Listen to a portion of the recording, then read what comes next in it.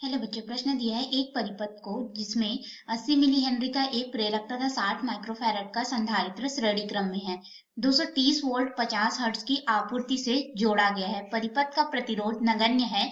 संधारित्र में स्थानांतरित माध्य शक्ति कितनी है हम लोग को बतलानी है। तो हम लोग इस प्रश्न को हल करेंगे, लेकिन उससे पहले हम लोग यहाँ पे मुख्य अवधारणा देखेंगे, जिसके अंतर्गत हम लोग इस प्रश्न को हल करेंगे और देखेंगे कि कितनी माध्य शक्ति हमें प्राप्त होती है। तो मुख्य अवधारणा के अंतर्गत हम लोग यहाँ पे एलसी परिपथ का अध्ययन करेंगे। तो एलसी परिपथ में हम लोग इसके श्रेणी क्रम का अध्ययन करेंगे। तो देखिए एलसी परिपथ क्या होता है, जिसमें प्रेरकत्व एल और धारिता सी जो रहते हैं दोनों श्रेणी क्रम में जुड़े रहते हैं, जैसे कि आप इस चित्र में देख सकते हैं। और यहाँ पे एक हमारे पास प्रत्यावर्ती धारा स्रोत लगा रहता है, जो कि हमारे पास हो जाता है स्रोत, ठीक है।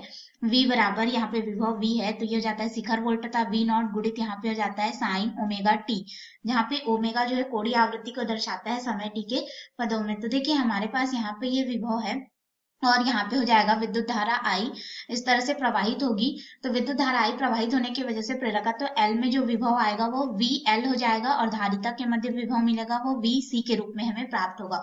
और विद्युत धारा I का मान प्रेरकत्व L और धारिता दोनों के लिए समान होगा, क्योंकि यह श्रेणीबद्ध परिपथ है। श्रेणीबद्ध परिपथ में पूरे परिपथ के प्रत्येक तत्व के लिए धारा विद्युत धारा का मान समान होता है, परंतु विभव के मान भिन्न भिन्न होते हैं।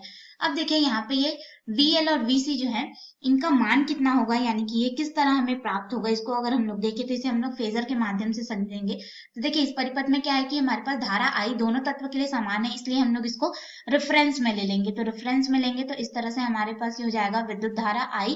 अब इस I के संबंध में हम लोग देखेंगे कि जो प्रेरकत्व के मध्य विभव है वो किधर प्राप्त होगा। तो देखिए प्रेरकत्व जो है L, ये हमारे पास विद्युत ऊर्जा को चुंबकीय ऊर्जा के रूप में संचित करता है। और यहाँ पे जो विभव का मान हमें प्राप्त होगा VL का मान, यह धारा से π/2 या 90 अंश के साथ में अग्रगामी होता है। तो अग्रगामी होता है तो हम लोग इसे इस तरह से ऊपर की तरफ बनाएंगे और ये हमारे पास हो जाएगा VL। और यहाँ पे ये जो फाई हमें कालांतर मिल रहा है, ठीक है, फाई ये हमारे पास 90 अंश होगा या फिर यही हमारे पास π/2 के बराबर प्राप्त होगा। अब दोनों ही स्थिति में हमें ऐसा ही प्राप्त होगा। क्यों? क्योंकि देखिए ये हमारा धारा आई होगी जिसे हमने रेफरेंस में लिया है। अब अगर हम लोग विभव VC की बात करें, जो धारिता के मध्य हमें विभव मिल रहा है, तो यह विद्युत धारा I से 90 अंश के कला कोण के साथ क्या होता है कि पश्चगामी होता है। तो पश्चगामी होता है तो ये हमें नीचे की तरफ मिलेगा, यानी कि ये हो जाएगा VC। और ये जो कोण बन रहा है फाई, ये फिर से हमारे पास कितना हो गया, 90 अंश हो गया, ठीक है। तो यहाँ पे जब धारिता के लिए हम लोग लेते हैं तो ये हमारे पास हो जाता है ऋण π/2 या फिर ऋण 90 अंश के रूप में प्राप्त होता है। तो इस तरह से हमारे पास पूरे परिपथ को हमने समझा और यहाँ पे देखा। अब यहाँ पे जो औसत माध्य शक्ति होगी, अगर इसे P एवरेज के रूप में दर्शा दे तो ये हमारे पास होता है वोल्टता का वर्ग माध्य मूल गुणित यहाँ पे हो जाता है धारा का वर्ग माध्य मूल, और यहाँ पे जो कलांतर आता है जिसे हम लोग कॉस फाई या फिर शक्ति गुणांक के रूप में दर्शाते हैं।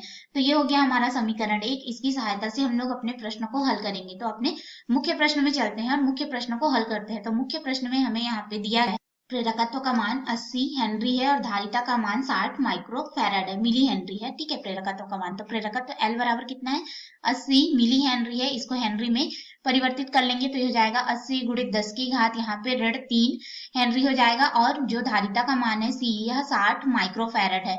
तो ये हमारे पास इसको भी फैराड में परिवर्तित करेंगे तो हो जाएगा 60 गुणित 10 की घात ऋण 6 फैराड के रूप में हमें प्राप्त होगा। और हमें यहाँ पे जो वोल्टता का मान दिया गया है यह हमारा वर्ग माध्य मूल मान होगा। जब तक हमें प्रश्न में ना बोला जाए कि यह शिखर मान है, तब तक हम लोग उसे वर्ग माध्य मूल मान लेकर के चलते हैं।